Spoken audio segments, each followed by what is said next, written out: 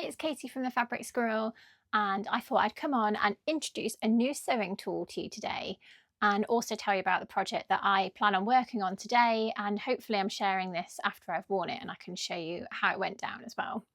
So I will start off by telling you what I'm making. So we're going to Lapland UK in a few days' time.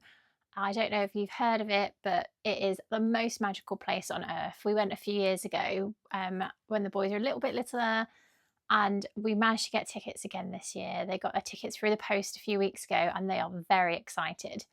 So naturally, I need an outfit to wear because it's the most beautiful, magical place on earth and I need something pretty to wear. I've known for ages that I wanted to use this Anna Maria Textile collection. It's a yarn dyed woven collection. It's gorgeous quality. The colours are just beautiful. My issue has been deciding which one to go for. Now, if I had more time and I think a bit more imagination, I just couldn't picture it in my head. I wanted something that was patchwork with these fabrics, but I just haven't been able to work out what that would look like. So I have narrowed it down to this one. So this one is called Preppy.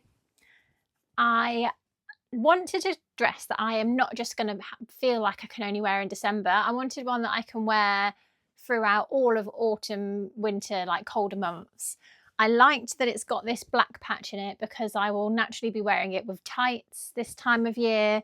So I think some dresses don't look quite right with tights with the bright, especially some of these bright colours.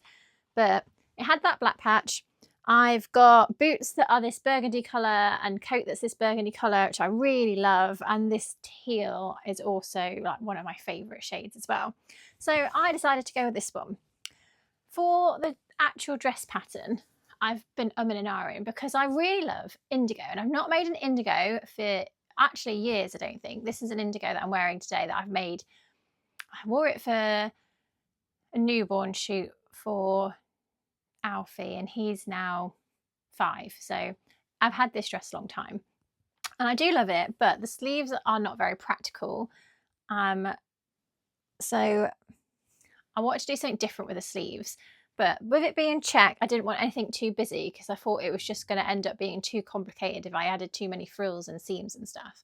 So I thought I'll go with the indigo, but I will try and do Marnie style sleeves. So this is Tilly and the Buttons, and then I'll do a close-up of it. But the bottom of the Marnie sleeves have given you that volume, which I really love, but they're also then elasticated at the bottom. So I'm hoping I can easily just mash up and use the top of this sleeve and the bottom of this sleeve. So I'll let you know how that goes. So I have all the pattern pieces cut and ready to go, but there's one pattern piece that I haven't done yet, and that is why I'm making this video. And it is because with my husband, we have created a new sewing tool. And it's something that I've wanted to make for absolutely ages alongside my bunting templates that we do. But the machine that he had wasn't big enough. The bed wasn't big enough, but he has recently upgraded and now it's big enough to create a pocket template. So the pocket pieces in the patterns that you get can sometimes be too small. Sometimes they don't include pockets, so you might want to add a pocket, especially like if you're printing out your own patterns. It's just handy to have a pattern piece that you can use for everything. You know that this is going to be big enough, like you can see my hand there, it's going to be plenty big enough to fit your phone in. And for those dresses that don't come with a pocket and you're like me and you need pockets in everything, then I think you're going to love this. So this is now listed. We print them to order. We've got loads of colours. So if you like a certain colour to match your sewing room, then we can pretty much do that as well. And I am going to show you how it works. So I'll bring you a bit closer. So I like to use every last scrap of fabric when I'm dressmaking. So I'll show you when I finished it what I mean by that. So I basically don't have any fabric left over that's big enough to create pockets. So I have got this fabric out. It's a fat quarter. I didn't have any remnants, scraps that I thought went, because that's what I would normally do. But I think this burgundy fat quarter goes well with some of the shades. And this is expensive, it's £17 a metre. This is £8 a metre. So rather than get like an extra amount of fabric, I'd much rather just the pockets that nobody's really going to see be in a different colour. So this is my template, and it does fit almost perfectly into a fat quarter. I'm going to save me cutting an extra line. I have folded this fat quarter in half. I'm going to put the edge right up against the edge and as far down as I can go. Now you can use a rotary cutter to cut around it, but it is a little bit tricky to get around some of the curves, and I probably should have put myself a new blade in.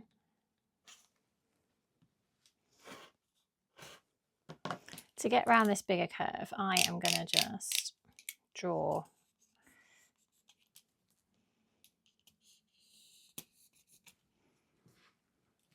and then this fits perfectly on the other side. So I will just finish cutting this.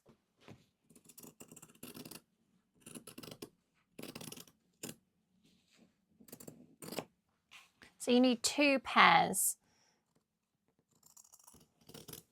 So you need 4 pieces altogether.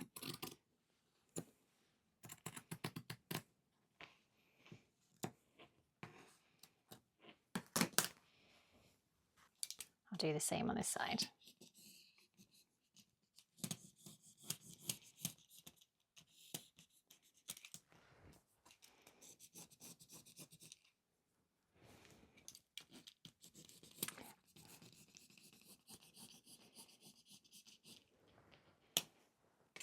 There we go. And because I haven't got a new rotary blade, I am just going to cut this as well.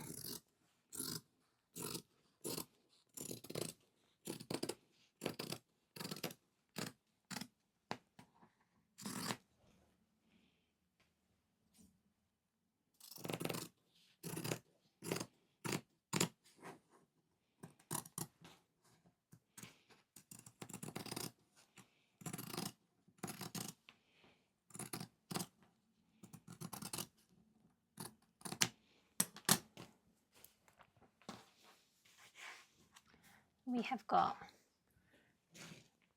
a pair of pockets ready to sew into the dress. Maybe you're new to pockets, so I thought for those that need it, I will do a video on actually how to put the pockets in as well.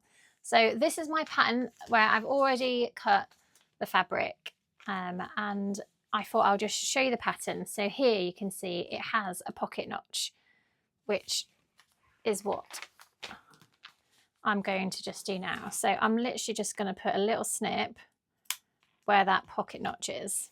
There's one at the bottom as well, but I am not going to worry about that because I've not used the pocket for pattern from this piece, and it is just going to line up, and I'm going to know where the bottom bit sits. If the pattern that you're doing is one that hasn't got pockets included and you don't have this, then just work out where the waistline is. This says where the waistline is, and give a rough idea of where your pocket would usually sit on your garment, and just make a notch. And as long as you've got the same point in all of your 4 sides, then you can't go wrong. The only other consideration to make is how long your dress is. So obviously just make sure that the bottom of the pocket isn't going to go past the bottom of the dress. So what I have done is this isn't essential, but it does make your pockets that little bit stronger, is I have ironed on some interfacing, so stabiliser. This one that I use is cotton, so the top of it just feels like regular quilting cotton, but then the other side is rough, and that has got glue on, so you can press that and it will stick to your fabric. And I've used that on the facing as well. It's a really great product. So this I am going to line up where that notch is. So the top sits where the notch is, and I am going to put some pins in. I'm going to do that on both pattern pieces, front and back, on both sides. Then what I'm going to do is, this pattern is a 5/8 seam allowance, I believe. I am going to do a 3/8 seam allowance to sew on this pocket, because then when I come back and I do the 5/8, that pocket is going to be hidden inside. Okay, I've sewn that in place, and then I have done 2 more steps.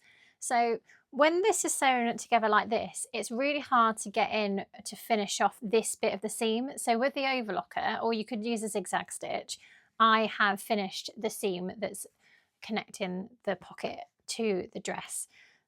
I have then pressed it away from the dress. So this is flat still and this is pressed away, and I have done an understitch to strengthen this and just keep that in place. So I've done that on all 4 sides. Next, what we need to do is we need to match them up. So we're going to put the pockets pieces and the dress right sides together.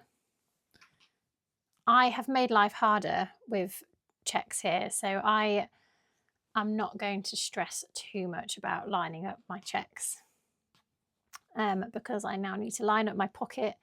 So I have lined those up.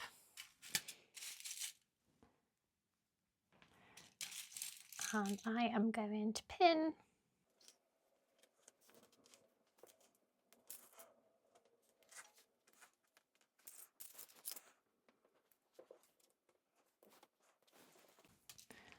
I'm going to take this back over to the machine. I'm going to use my 5/8 seam allowance. I'm going to get, so it'll be 5/8 past the point in which this joins, and I'm going to stop. I'm going to do a little back stitch to strengthen it, and then I'm going to go on and I'm going to do another back stitch, and then I'm going to go all the way around the pocket, and then I'm going to do the same when I get here, and then just go straight down. And then the pocket will be finished and I can get on with making the rest of my dress.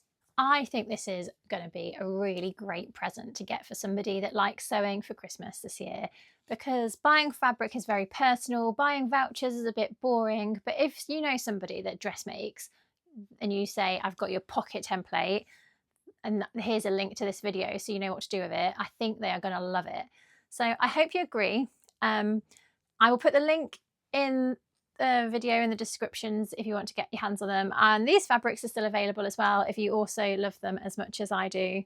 If you have liked the video, give me a like and a follow. Let me know what you think in the comments. I'd love to hear from you. Thank you for watching.